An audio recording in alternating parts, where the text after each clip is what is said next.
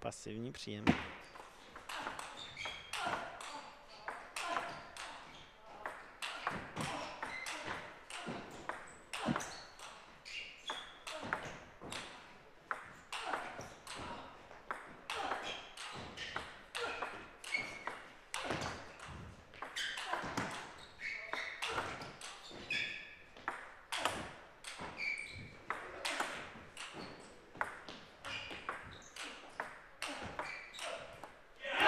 Tak tohle byla nádhera. Ano, chtěl jsem říct, co tomu říkáte. Co dokázal Petr ve svých 40 letech vyběhat, klobouk dolů, ale stejný respekt před Koblíškem.